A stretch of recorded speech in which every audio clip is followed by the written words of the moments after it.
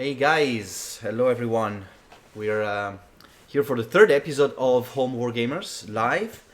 It's been an interesting few weeks we've made to prepare this stream. Alex back at Flashback Games has been working a long time for creating a lot of assets, but we're gonna get there for in a while. As a norm, guys, we have a pretty standard structure for the stream today. We have a little bit of a news section where we're going to sort of summarize what's just been said over the last few weeks in terms of news items and what's been happening in the company. Also, we're going to have a little bit of a slight announcement in the sense that we're going to reveal the first trailer for Close Combat, the Bloody First, and then we're going to move on to Panzer Corps 2, which is the main attraction for today's show, and we have, I think, a little bit over 30 minutes of actual gameplay to show you guys, even more maybe, and a Q&A section at the end. So we're going to have a lot to talk about, so we'll just dive in very, very shortly. Before we get to the point, a very important recommendation. A few people in this room have not seen the latest Game of Thrones episode, so just make sure you don't spoil anything in the chat because we're very, very we're very much anticipating the show tonight. So we urge you not to spoil any of the last of yesterday's show. Right, so let's go ahead then. News items. We've got. First of all, on Fantasy General 2, we've announced the game last month. You know that this game has been our major announcement last month. We have been working on a lot of materials lately with a development studio owned by Gravity. There are two actual gameplay development diaries, I would call them, being released over the last month. They are very interesting because they give you a good insight of what the game's about and what it's going to be, what it's going to deliver in terms of gameplay. So, Alberto, yes, you're much more into the game than I am. So, what are these two devlog about? Well, basically, the first one is a very neat introduction on the gameplay of Fantasy General. And the developer himself, the lead designer himself, Jan Wagner, is in this dev diary, speaks at length about his idea for Fantasy General 2. So this pretty much covers what the game is about. The second dev diary is much more focused on the playable faction in Fantasy General 2, which is the Barbarians. There will be a third dev diary coming up this week, probably on Wednesday, so stay tuned. That's good, very good. On Fantasy General 2, a reminder that you can wishlist the game on Steam. You can check out, apply to the beta. We've got a load of people applied to the beta recently, so if you want to queue up, make sure that you subscribe to the beta channel on the Slytherin site. There's a lot of space left for more beta testers. We're going to release betas in waves, so we're going to welcome new beta testers as we go and as we approach the release date. So make sure you subscribe there because there's a lot of opportunities to take part and be like protagonists into actual testing the game and giving feedback. As a second news item, I think yesterday we've just launched the latest Field of Glory challenge to media, press, and streamers and influencers. An interesting one. This challenge is about Carthage. So you play as Carthage. You've got it's a much more strict challenge than the previous one. There's more rules to follow. You've got to basically the main objective is to collect resources and a set amount of resources, conquer 20 regions in a set amount of turns. I think it's 50 turns or something, all within a certain level of development of your region. So you've got to be very, very careful in how you do it. the applications are in, so you can apply for that again through the challenge email we've already delivered to you recently. Daniel is going to post it on the chat as well, so that if you're interested in participating in the challenge, you should just let us know. And of course, there's a lot more anticipation now. Feel of Glory Empires. We've seen a lot of reactions from Imperator, Paradox's Imperator. We have we have been looking at what the public has said. We not necessarily agree with everything. We're seeing what people are expecting from our game as well. So we know that we're in direct competition with that game. We know that we want to sort of make sure that our players are happy, but at the same time, we really want to make a game that lives up to the media expectations. So it's going to be interesting when you actually see the game releasing and towards the end of June. How both for us and for you guys, how your feedback is going to pan out, and what's your reaction going to be.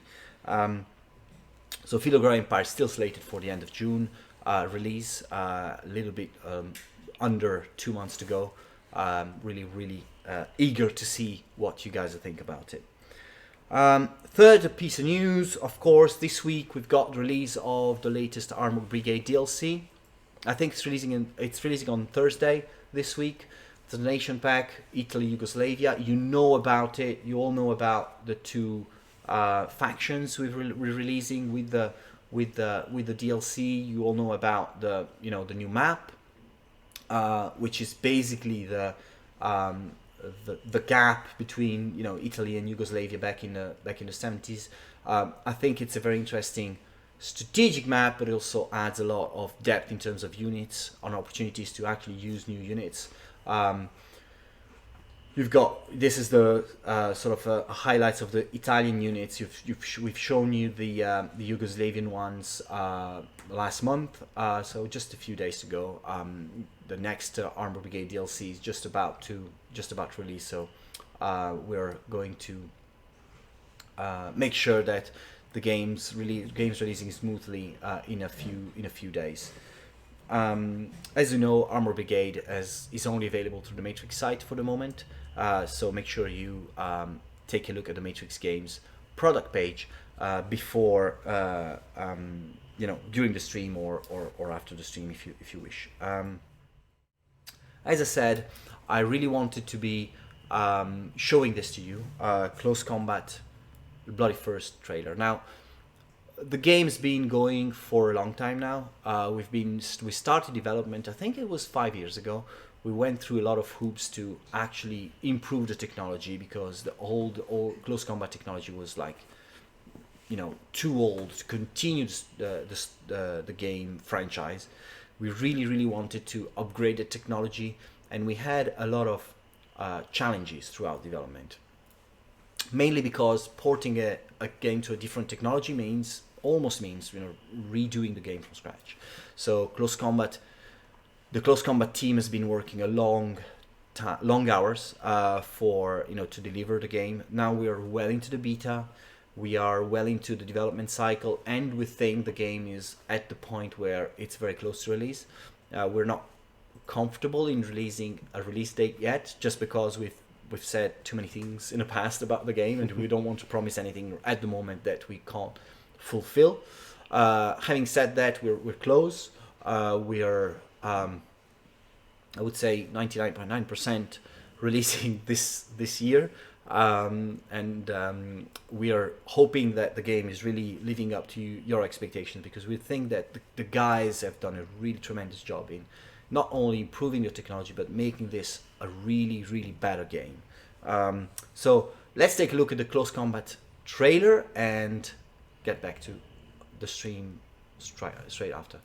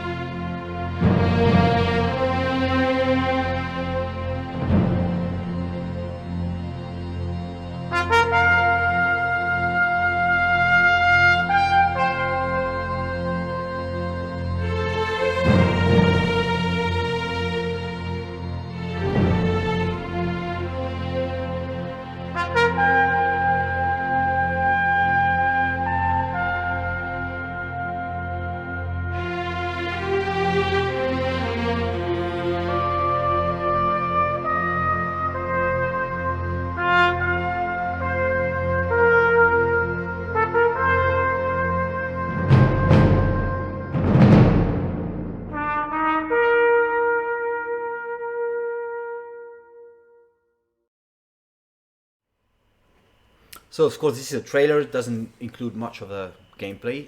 We are going to release gameplay stuff in this stream very soon.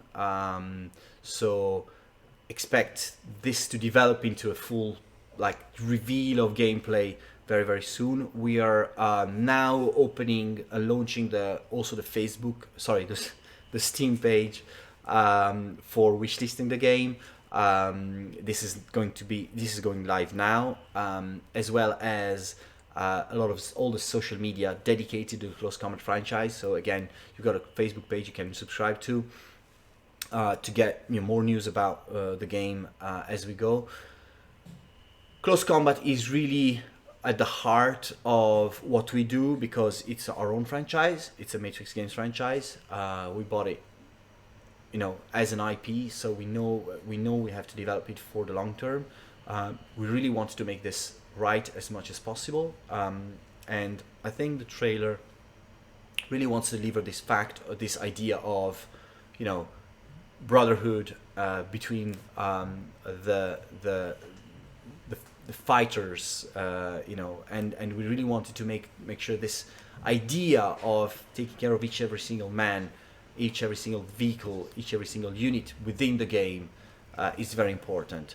No other game really delivers that idea of that feeling, and really wanted to make it like the centerpiece of our trailer and of our game. So you're gonna see it. It happens a lot. It works a lot within the game as well. Now, move on to Panzer Corps. Panzer Corps 2 is again releasing this year. I think Alex in the chat won't kill me for saying that. It's releasing this year, and it's as you've seen approaching this stream, it's a kind of a really big step forward compared to Panzer Corps 1. Moving to Unreal Engine, moving to full 3D, moving to a different technology allows us to do things that we wouldn't be able to do with the old one. But it also allows us to bring a totally different feeling while staying true to the core values of the franchise. So we have 5 videos to present to you. These videos are pre-recorded by Alex Shargin at Flashback Games. They contain various elements in the game, and they are full gameplay. So you're gonna see real stuff happening, commented by Alex. How is it gonna work? We're gonna show you each video one after the other. Then after the videos, we're going to open up for discussion on Q&A, where you'll be able to ask questions to Alex. We're gonna try and technically sort out some issues and actually connect Alex within the chat voice so that he can answer questions directly. So Alberto, yes, number 1, what's the first video gonna show? The first video is pretty much an introduction to what Panzer Corps 2 is. I mean, we're pretty aware that being one of the most popular game in our catalog, a lot of you guys are very familiar with Panzer Corps, but we don't want to exclude anyone. We just want to show to anyone who might not be familiar with the game what the gameplay is about.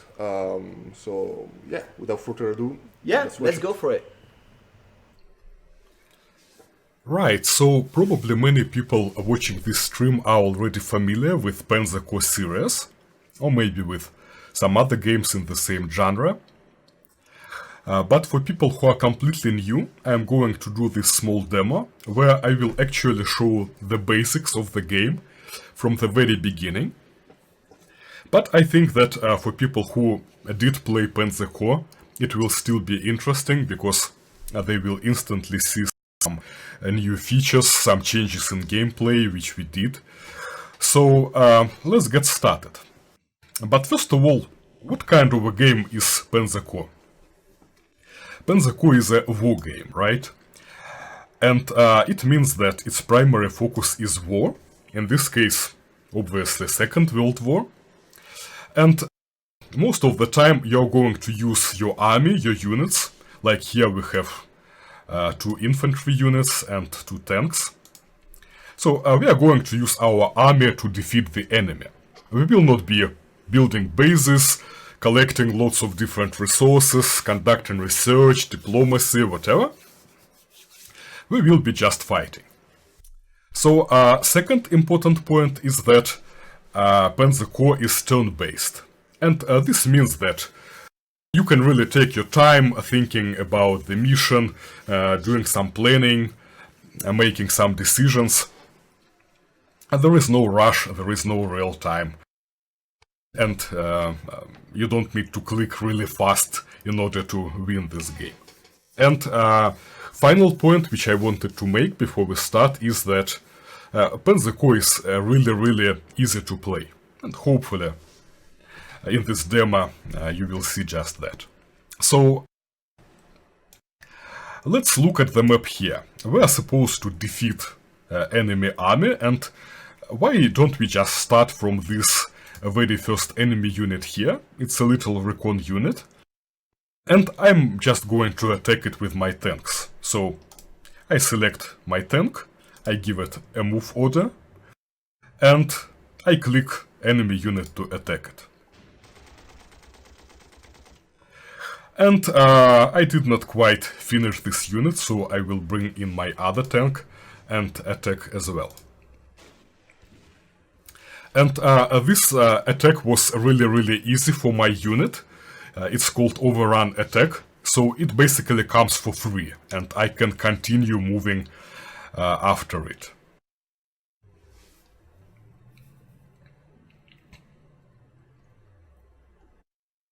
And basically, we already know like 90% of controls we need to play the game, because most of the time you will be moving your units around and attacking enemy units, and that's basically it.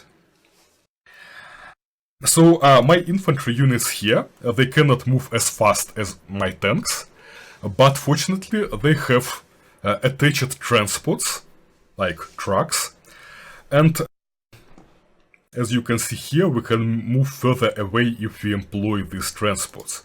So I'm going to move this infantry unit and also this one here as well.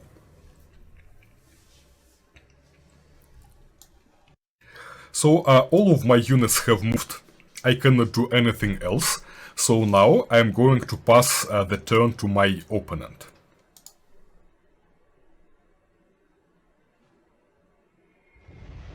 And it was actually quite painful. Now it's my second turn, and let's talk about what we need to do in this mission. There are many different mission objectives in Panzer Corps, but in this scenario we have the most common and classic mission objectives. We need to capture all victory hexes. And we see that there are 3 victory hexes controlled by the enemy, and all of them are located along the same road. So we are going to move and capture our objectives along the way. And first of our objectives is right here, and it is guarded by this infantry unit. So let us try to attack it. So if I hover enemy unit, I see predicted combat odds, and these odds are really not in my favor. I am going to lose 2 tanks and not inflict any damage in return. And the reason is that it's really not a good idea to attack infantry in close terrain, and city is a close terrain, with your tanks. So instead, I am going to bring in my own infantry and attack the enemy with those. Right, it was not so bad, and now we attack second time. And enemy unit is destroyed. My units here don't have any moves left, but I also have this tank here. And as you can see, it can move pretty fast along the road, so I am going to move into enemy victory hex and capture it. So one victory hex is captured and I have 2 more to go. I'm going to pass the turn to my enemy again. And once again I am attacked by this little Stuka bomber, and it's really annoying, right? So I'm going to check if its base is protected with any units, and it turns out that it's not. So I'm going to capture it now.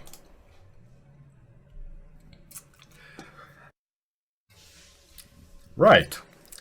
That's the second victory hex captured, and as we can see, our infantry can move really fast along the road, but I am going to stay behind my tanks for now.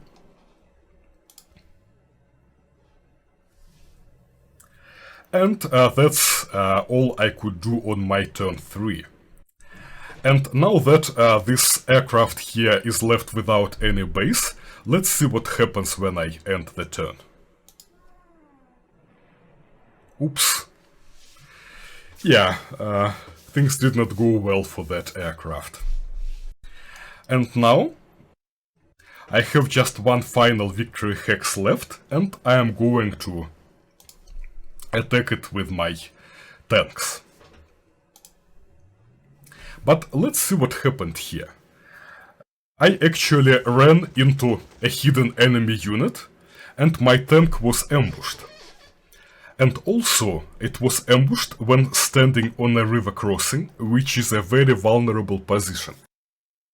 That's exactly the reason why this little raccoon could actually cause some damage even to my really powerful KV-1 tank.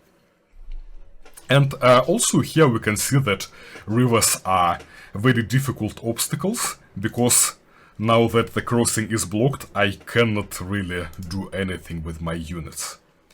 So instead, I am going to use this opportunity to rebuild, because all of my units here are a little bit damaged, right?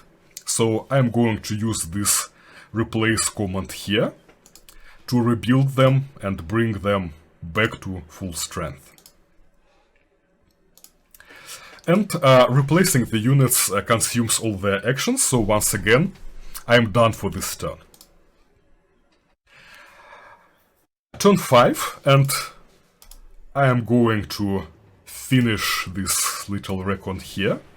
Once again, it's overrun, it's a free attack, and I can continue moving towards the victory hex. And as we can see, this victory hex is guarded a little bit more than previous ones. We have infantry sitting inside, and we also have this artillery unit behind. So once again, attacking this hex with my tanks is not a really good idea. I am going to take a lot of damage and will not inflict a lot of damage in return. So I'm going to bring in my guys here. When infantry units are in trucks, they are very, very vulnerable, but here they are screened from any possible attacks by my tanks and also by difficult terrain on the sides, so I should be reasonably safe. And I end turn once again. And as we can see, a unique ability of artillery is to shoot across multiple hexes, so my infantry was slightly damaged, but it's really not that bad. So now I am going to move my tank aside and attack this victory hex. But look at what happens here. This artillery unit has an ability to provide support fire. If I attack, it will fire at me first.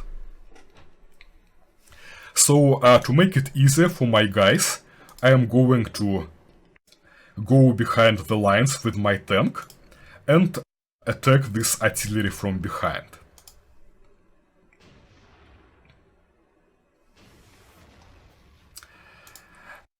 Right, so it will still do some support fire, but hopefully it will do a little bit less damage to me.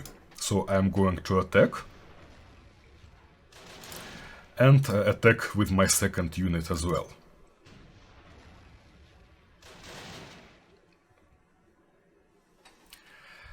And it looks like enemy unit was overwhelmed with my attack, and so it retreated. And now I am going to finish it with my tank here. And once again it was an overrun attack, so now I have a bonus movement, and I can capture this final victory hex on the same turn.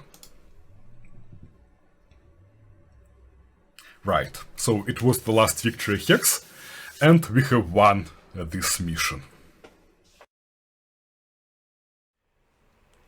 Right, yeah, so in answer to one of the comments I saw in the chat, this is an introduction to the Panzer Corps world, so it wasn't meant to sort of show like dramatic new features or anything. You know, the look and feel, of course, is different from Panzer Corps 1. We are introducing you guys to the new Panzer Corps. So the new technology and the new look, the new units, and so on. Alberto, we've got another 4 videos. Yes. And I see a lot of questions in the chat, so I want to be sure that we can answer them all. I see that both Andrew and Alex are actually answering the questions already in the chat. What is the second video going to be about? The second video is much more focused on a more advanced gameplay situation. Panzer Corps 2 is all about making the best out of the units at your disposal. So that's what the second video is about. I just want to mention, because someone mentioned in the chat, basically all that you're seeing graphics-wise in the game is still not final. So this is still the alpha version of the game, so things can only improve, but of course we think they already look amazing. This is also one of the reasons why we don't show games too early usually, because you know they come together very late in the development stage. So right, so let's go on for the next video. Right. So as we have seen, Panzer Corps 2 is actually quite easy to play, but this game can also have a lot of depth, and I'm going to show it here using this very small example. It's really small, it fits on one screen. I'm not going to scroll around at all for this demonstration, and let's see what's going on here. So my units are assaulting the final enemy position, 2 victory hexes, here and here, and incidentally it's my last turn. I need to capture both hexes or I lose the game. The problem is enemy units are quite powerful, they are stronger than mine. For example, these tanks here, the Tiger and the Panther. If I try to attack them head-on, the odds are really not in my favor. And I cannot even approach enemy victory hex on the right. So the left flank is slightly more exposed, so I'm going to attack here. The problem is, even here the odds are really not in my favor. There is a support unit here, this artillery. So what can I do about it?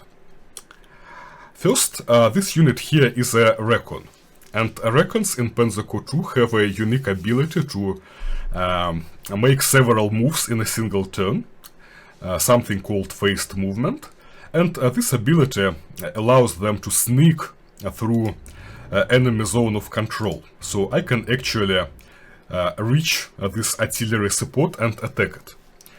But it's in its turn protected by this anti-tank unit here. So to get slightly better odds, I'm going to suppress this anti-tank with my own artillery.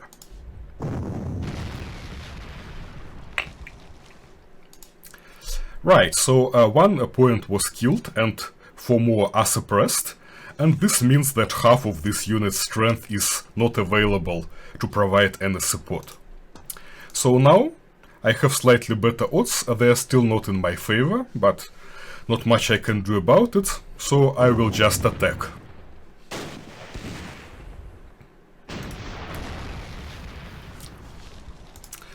So now enemy support is slightly weakened, as And as an additional bonus, my recon is standing next to enemy unit.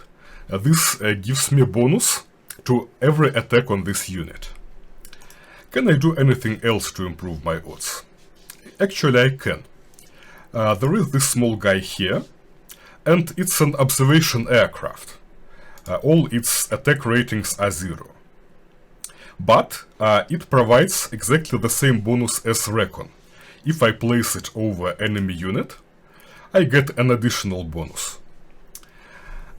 So that's all I could do to make my attack easier, and I'm just going to attack this infantry unit.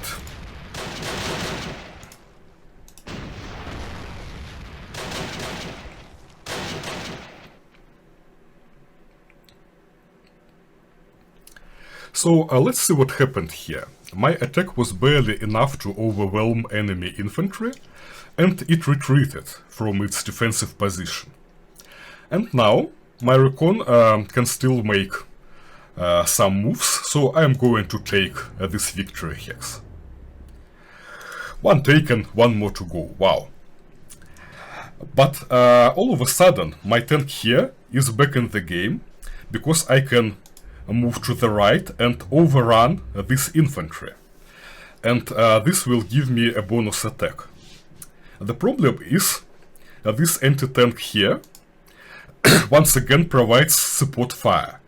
And if there is any support fire involved, overrun does not trigger. And can I do anything to disable support from this anti-tank unit? It turns out that I can. If we look at its stats, we will see that actually it has just 2 points of ammo left. So I'm going to split this little tank here, and I will just launch an attack.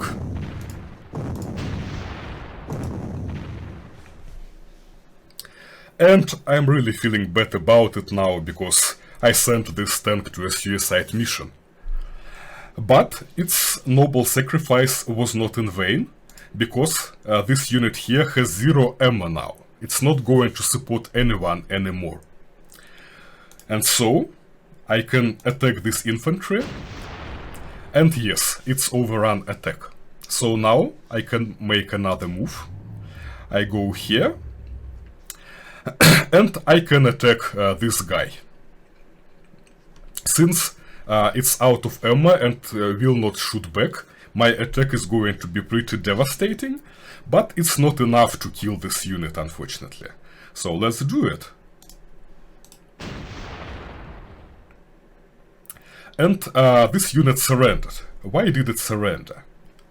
Because this gun has only 1 movement point, and all adjacent hexes were taken by other units. So wow, final victory hex is clear, and I can take it. The problem is, all my units have moved already. But this recon here still has 1 final move to make. And yes, it's victory. Yeah, so if you wondered, Alex Shargin, the developer, the main developer in the game and game designer, is Russian. So we're not making that voice up. So yeah, incredible to see how many things can happen in just a few hexes. All the options that are available, and all the different use of the units you can actually apply. Alberto, next video is another tactical situation, Yes. right? The next video depicts a different type of tactical situation. Anyone who is familiar with the game will know that Panzer Corps can be an extremely varied game. So depending on the type of scenario you're playing and how the scenario develops and the units at your disposal and what you're facing, and so many different options that you can have. You can have very different situations in game. The next video shows a completely different situation compared to the previous one. This one features encirclements. So let's get on. yeah. Let's look at another tactical example now. In this scenario, I have a small group of units encircled by the enemy, and many units are also heavily damaged, and the whole group is about to be overrun by these evil Soviet tanks here. And of course I want to break the circle, escort these units to safety, and rebuild them later. And in order to do this, I have a small relief force here, on the other side of the river.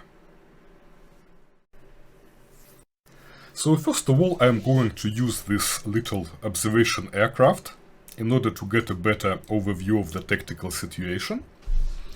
And now I can see all enemy units forming the circle, and I also see that both river crossings are guarded by enemy units. This bridge here and another bridge here. And of course, rivers are very difficult natural obstacles, which my tanks cannot even cross on this turn.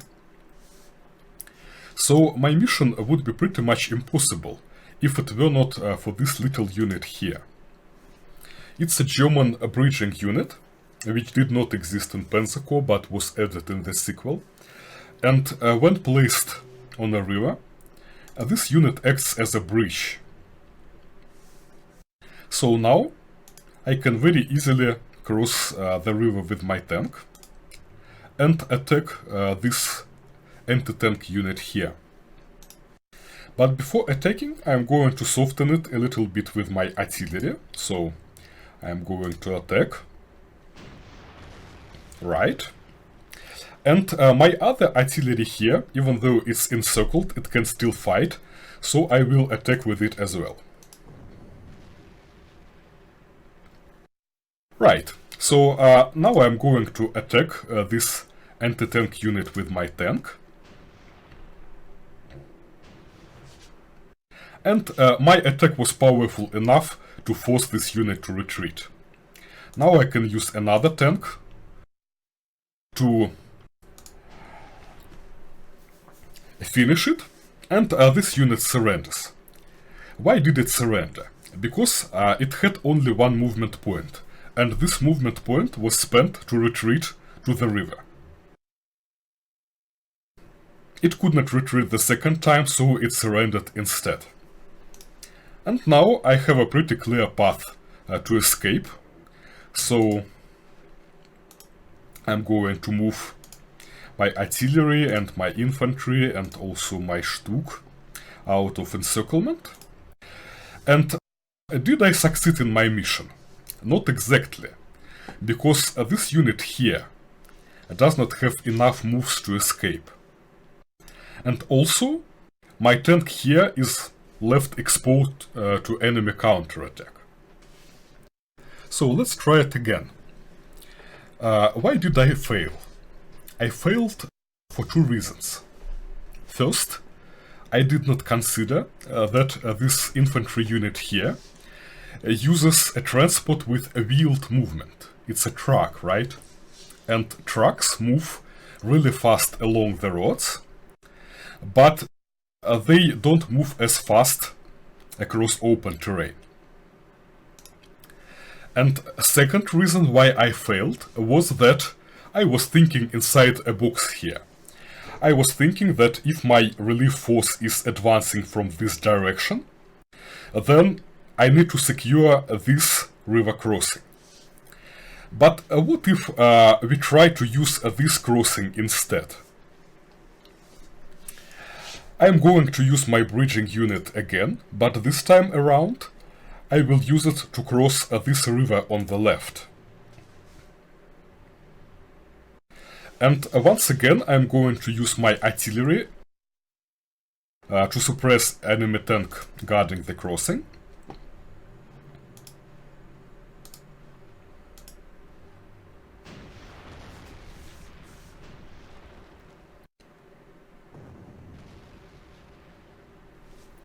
So hopefully now this tank here is suppressed enough, and I'm going to attack it. And in order to attack it, I will bring in my tank, which is furthest away.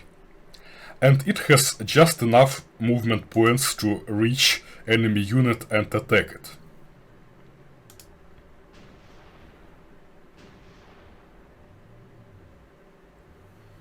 And enemy tank retreats. Now I can bring in my other tank here and launch another attack.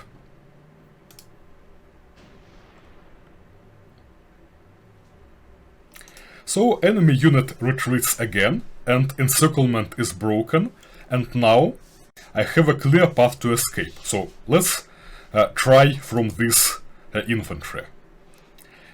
As I said, trucks move really fast along roads, so now I can move all the way to safety.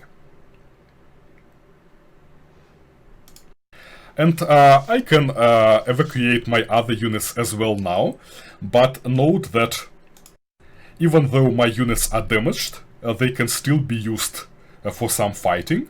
In particular, I'm going to finish off this Soviet tank here. And now I evacuate my infantry and artillery as well. And let's see what we have here. All units are safe, they are behind a river, and the crossing is guarded by my full-strength tank. So it's a perfect solution to our little tactical problem. So once again we can see here that by using superior tactics, we can achieve much more using exactly the same forces. And this is really what this game is all about.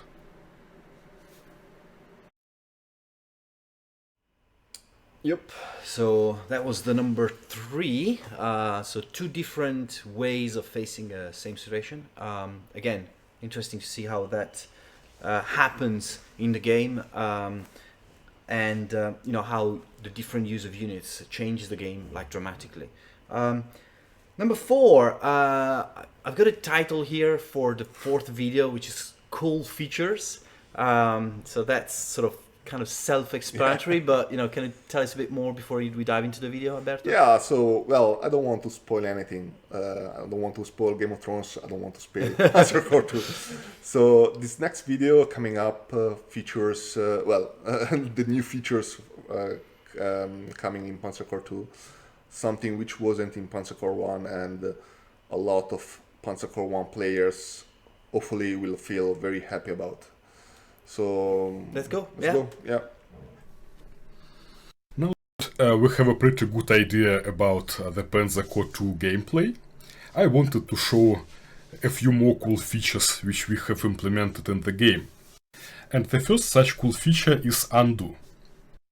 So in Panzer Corps there was undo move command. In Panzer Corps 2 we decided to take it one step further. So imagine, for example, that we are attacking this defensive position here.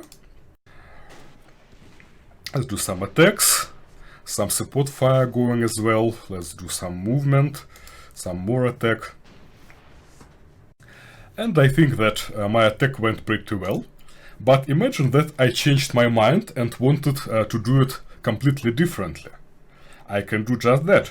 I press undo, undo, undo, and undo. And I am back to initial state. This also works in the middle of the animation. For example, I select a tank here and I send it moving somewhere, but I change my mind in the middle of it and I just press undo and I am back to my initial state. I think it's a pretty unique feature in a game like this. Of course you can turn undo off completely or limit it to, say, 3 times per mission, but I think it's a really great feature. Second cool feature which we have implemented is simultaneous movement. So probably you have already noticed in previous demos that you can give an order to a unit and then give next order without waiting for the first one to finish. And it really can speed up your gameplay. but simultaneous movement applies to AI turn as well, and to show it, I have created this little funny example. So, you can totally watch the AI turn the old way, like in Panzer Corps 1, unit by unit. You can clearly see what's going on, who attacks whom, and so on and so forth. But if you think that it's a little bit too slow, then you can press a magic button, and the AI turn will look like this.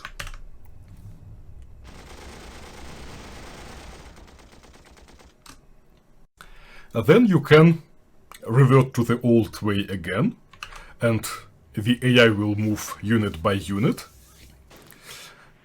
But at any moment you can speed it up again.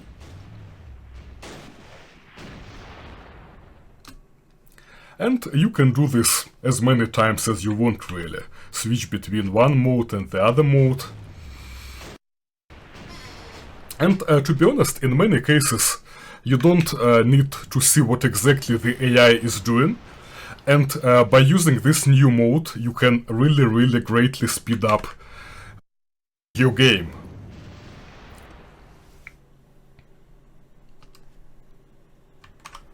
And now let's take a look at a more real-life example.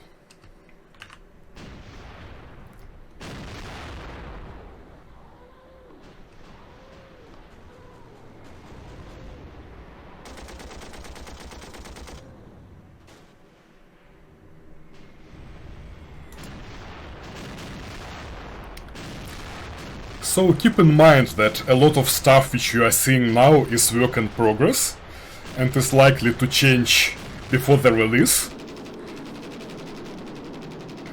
But it should still give you some idea.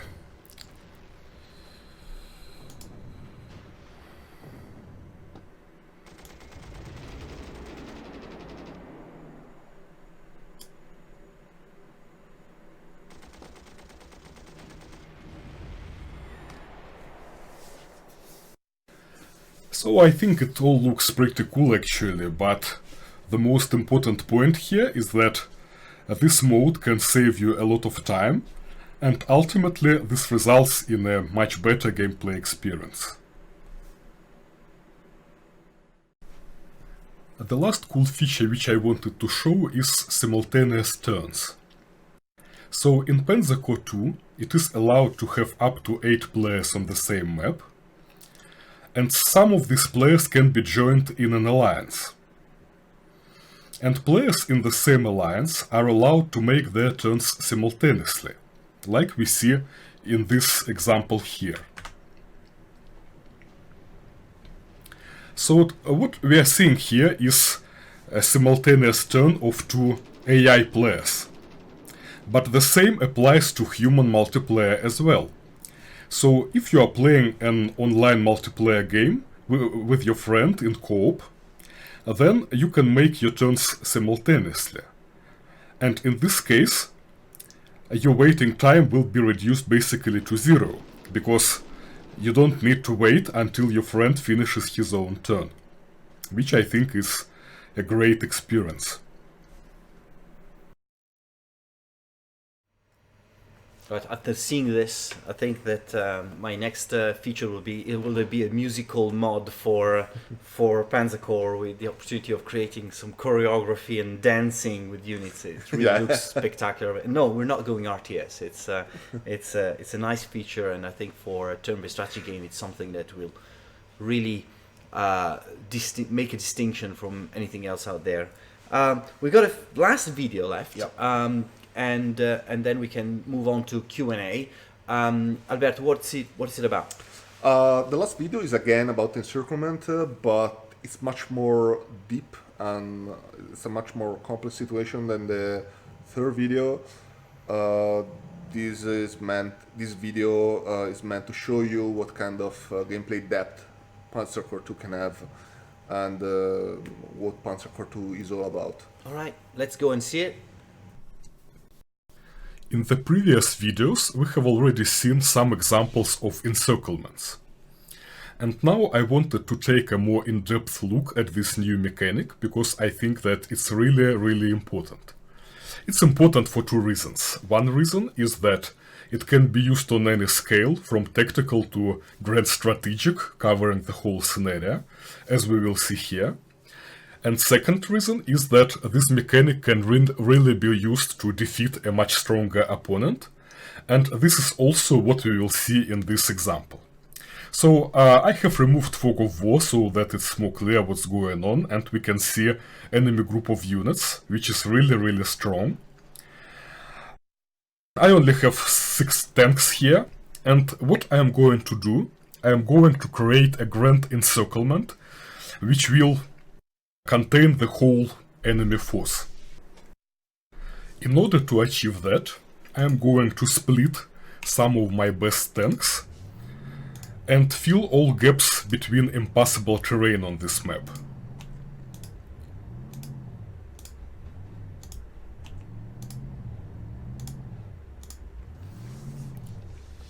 Of course, by splitting, I've also made my tanks weaker, so I'm going to back up them with anti-tank units behind. So this is the land part of my encirclement complete. But now I also need to block the ports, this port here and another one here. And I can do just that. I have 2 ships. I can send one ship into this little bay and another ship to this little bay. So here is my grand encirclement completed. I hope that my line will hold long enough, so let's see what happens.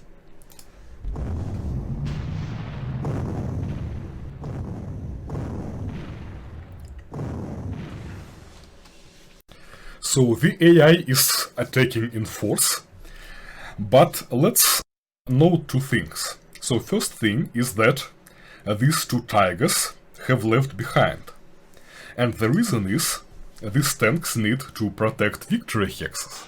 If they leave, then my ships here will capture the ports and the game will be over. However, even though these tanks do not participate in the fighting at all, they are still affected by my encirclement. As we can see here, they already have 2 points of suppression. And this is really the whole point. I can affect enemy units without fighting them directly. Okay, so I have taken some losses, but my line holds. I cannot buy any units on this map because I don't have any supply hexes available, but I can still replace my tanks here. And also I am going to close this gap, because if enemy unit comes to this hex, it will be more difficult to contain him, and I will just continue to hold my line.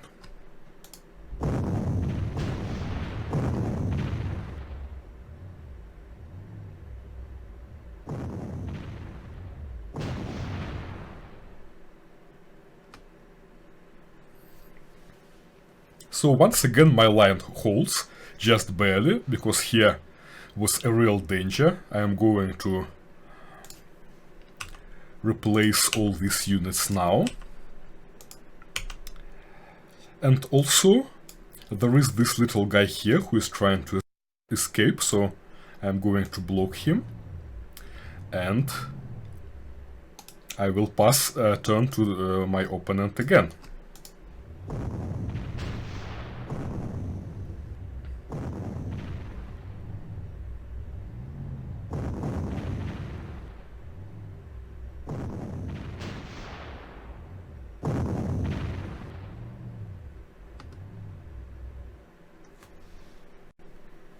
So once again, the northern part of my line is the most dangerous.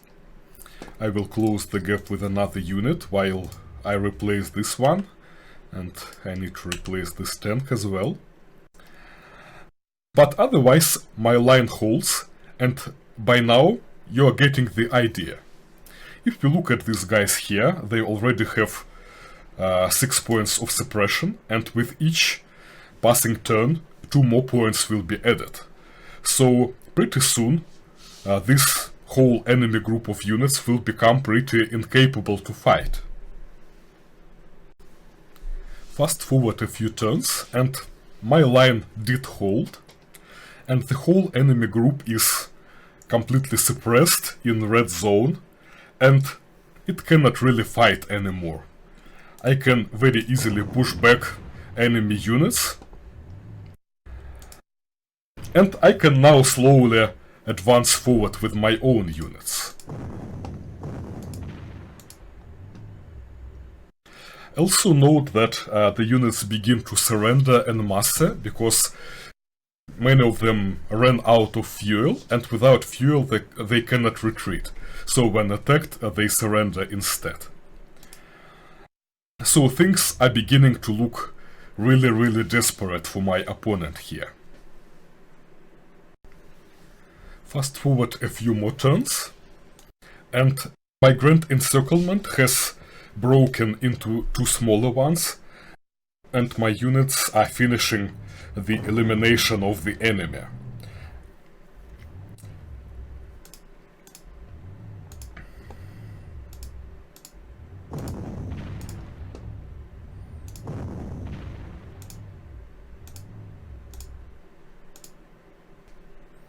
And I can actually already take this final victory hex and finish this mission. So it's a victory, and it's pretty amazing, right? Because I had weaker units, and I was able to eliminate a much stronger group without taking any losses even. That's what encirclements can do. And another point I wanted to make here is that this scenario also showed that a split can also be a very useful feature in the right context. So it's not some odd gimmick, but it can be very useful. Alright, so that was it for videos. We're going to open up a Q&A where we're gonna sort of answer some of the questions. It's about, I think, 8 o'clock, so we're gonna leave it for about 10-15 minutes. To do this, we're going to try and run some technical magic. We are going to call in Alex Shargin so he can answer voice. So let me try and connect with him. Hello. Hello, Alex. Hi. All right. Can you hear me fine? Yes, I can. Right. I hope that the guys in the chat can hear you fine as well. So if you guys can hear him, just shout in the chat. And we're going to see if we can answer some of the questions from the guys in the community. Good, it works. All right, so time for Q&A. A lot of the questions were answered right by Andrew and yourself, some of them as well. So is there anything that you would like to sort of say at now before we jump into the direct Q&A? Is there something that was glaring that you would like to answer or address straight away, Alex? Yeah, well, first of all, comrade, I'm Irish. Right, and well, there were just a couple of concerns maybe which I wanted to quickly comment on. So first, that question about like falling aircraft after captured base appeared a lot. So if it's not your last base, then your aircraft just relocate. And if it's your last base, which you actually should not lose, then the result depends on your settings, your difficulty really. So on easier difficulty, those planes will just move to your reserve and stuff like that. But if it's like the hardest, then you are going to lose them. So don't allow your opponent to capture your last base. Right, and about units without fuel surrendering, so they will not surrender automatically. They will surrender if your attack is actually powerful enough, so they want to retreat. They are overwhelmed, but they cannot retreat because there is no fuel, and only then they will surrender. I think that's it regarding All right, like. Okay. Yeah. intermediate questions. So Yeah, one of the questions I think were sort of many questions were covering the moddability of the game. What are the intentions for how the game will be moddable in terms of units, scenarios, and all the rest? right. So when it comes to scenarios and campaigns, and also all game parameters like the whole unit table, terrain, properties, stuff like that, then it's really easy to modify. Actually, it's easier than Panzer Corps, in particular because our editor is based on Panzer Corps 1 editor, and it's greatly improved from there. So it's going to be a really powerful tool, and it will be available on day one. As for adding graphics stuff like new models, things like that, we expect that it will be possible as well, but we will need to do a lot of investigation on our end, and we actually plan to create in-depth tutorials how to do stuff, how to add new units, how to edit terrain. So it will definitely come. I'm not sure it will be available at launch because obviously there is so much to do, but I pretty much promise to the community that we will provide this. One of the things you mentioned is about tutorial for the editor. A lot of questions were asked about will there be a tutorial for the game itself, for gameplay, for all the new features. How will this pan out? Absolutely. So there will be a tutorial campaign, and I'm going to design it myself actually. And there will be two separate tutorials. They will be similar, but they still will be separate. One tutorial will be for like newbie players who are new to the series, and second one will be created specifically for people who played Panzer Corps 1. And it will focus on changes, on differences between these two games without going into basics like how to select your unit, right? And of course, there will be a good big manual as well. Right. In terms of, we said the game is 99.9 releasing, or I said the 99.9 releasing this year, and I also Right. said it would not be killing me for that, saying that. Other than we don't know the actual final release date yet, are there already some timelines finalized for actually going into beta? Right, so the plan is to go into beta at some point in May, so this month already.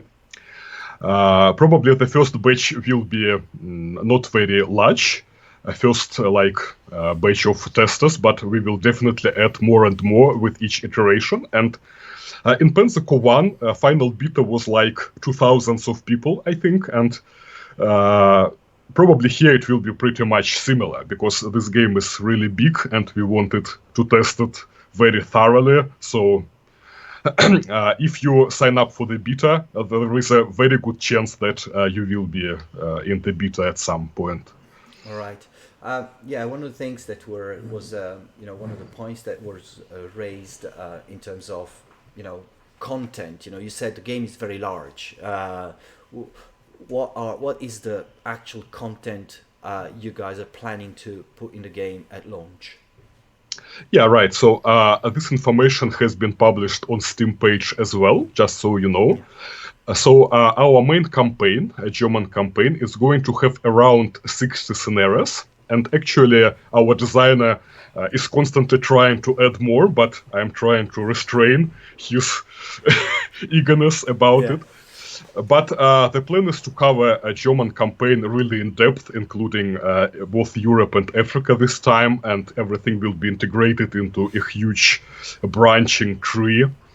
And we are really making a lot of steps to make it an improvement over Panzer Corps vanilla campaign. For example, all parallel branches will be balanced in terms of length, so you will not feel yourself bad if you are taking all victory branch, for example. And I think it's a pretty big campaign, but we will also have additional single scenarios and also a dedicated multiplayer content. Plus, of course, that big new feature I have been talking about in Dev Diaries, random scenario generator, it's also going to add a lot. It's a huge new functionality which never existed in this series before. So it's a lot of content, actually, I think. It is a lot of content. And in terms of multiplayer, you said, you just hinted about it. What was the plan for multiplayer right now? Yeah, well, there are many plans for multiplayer, obviously, but some of these plans depend on server support as well, like ranked games, for example, stuff like that. But so we are going to support 3 primary multiplayer modes: hot seat, play by email, like Panzer Corps 1 has, and also online direct multiplayer. And also, you can have up to 8 players. Each player can be AI or human, so you can have all kinds of different setups, like co-op, free-for-all, whatever. You can play pre-designed scenarios in multiplayer. You can play random scenarios. You can play your own custom-designed scenarios. And like I said in the video, there will be an option to play turns simultaneously in some cases. So once again, I think we're taking it one step forward compared to Panzer Corps. That's basically our approach, right? So this is a sequel, it's an evolution, but we try to make this evolution really across the board in every single aspect. Yeah, exactly. So that makes sense. I was going to answer a question myself about languages. We're currently planning English, French, Spanish, German, Russian, and Chinese. That's the core languages we're planning at the moment for the game. I don't think we want to answer anything about porting it to other platforms at the moment. It's already a big headache to port it to make it for PC, right, Alex? Yeah, so definitely it proved much more difficult to create than we anticipated. I will not go into exact reasons now, but yeah, that's for sure. Yeah. Yeah. In terms of you said you were going to cover also North Africa in the main campaign, in the main German campaign. I've seen questions during the stream about going other totally different theaters like Pacific and so on. Do you have that in mind for the prosecution of the series? Well, absolutely. So the thing is, it took so much time and effort to create this engine. Obviously, we are very much interested to exploit it to like the full potential. So definitely, we can do a lot going to all different theaters like Pacific, and also maybe to like Cold War era, for example, People's General, like sequel, right? So there is really a lot we can do. But at this point, let's have initial launch. Let's make it successful, because all the rest kind of depends on it. So we are not trying to look too far ahead at this point. Of course. Alex, what was the most difficult design decision you had to take during the process of developing the game? In terms of pleasing the community, but also trying to take the game into the direction you wanted to take. Well, it's a difficult question, really, because in this kind of a game, as we have seen in the videos, there are a lot of different like rules, mechanics, stuff like that, and every single mechanic can prove to be really like challenging to design in a good way. So I cannot really say there is just one thing which is completely outstanding, because I think that the game which I would like to play myself, it's pretty similar to the game which our community would like to play, our player audience, because obviously it's a sequel to already existing game. And I think we don't do any like drastic changes in direction. It's like